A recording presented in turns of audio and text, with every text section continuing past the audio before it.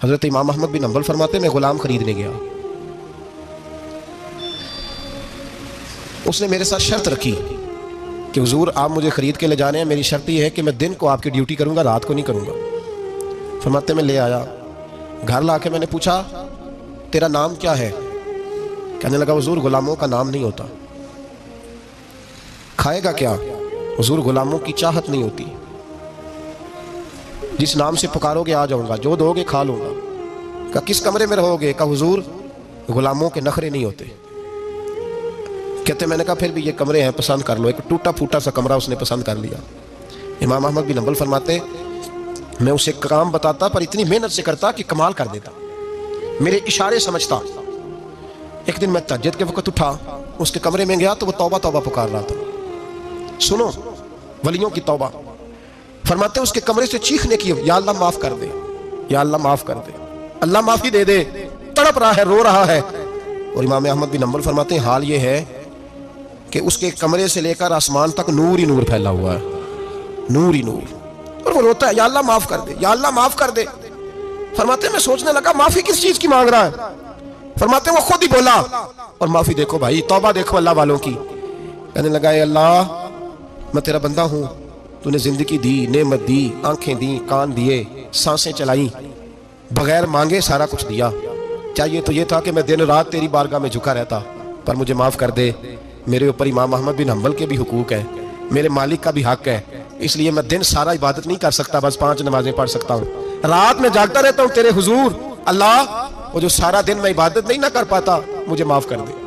खुदाया मेरी गलती माफ कर दे, अल्लाह मुझे बख्श दे। और राती सारी कर कर जारी, नींद अखां थी धोंदे, फजरे ओही गुनाहगार का आवन। सब तो नहीं, या अल्लाह चाहिए था मैं 24 घंटे सजदे करता, बख्श दे, ये मेरी खता माफ कर दे। सावन की काली रातों में जब बूंदाबांदी होती है, वो रातों को उठ उठ रोते हैं, जब खलकत सारी सोती है। और दरवेश कहने लगे रात पवे ते बेदर्दानू, नींद प्यारी आवे, दर्द मंदानू याद सजन दी, सुते अमियान जगावे।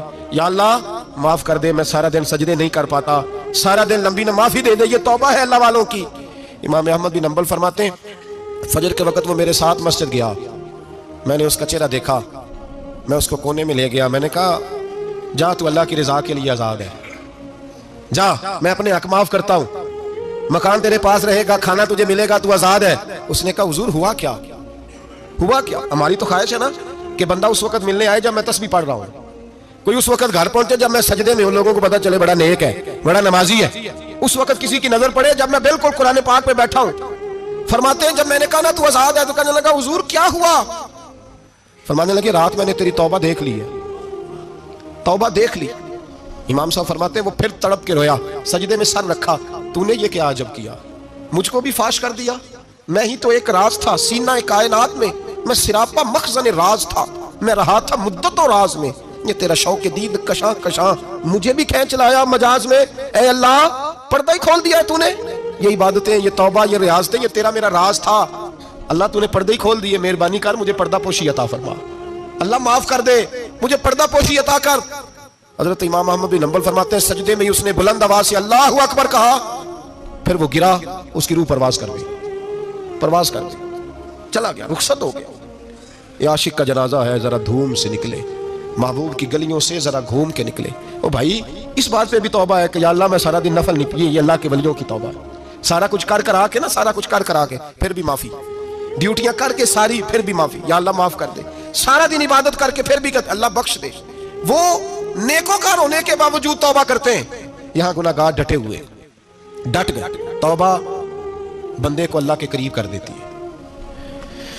हम लोग कहते हैं गुनाह होंगे तो तौबा करेंगे ना, और हमारे ज़माने में तो गुनाहगार है ही नहीं, सारे नेकोकार हैं, इल्ला माशाअल्लाह।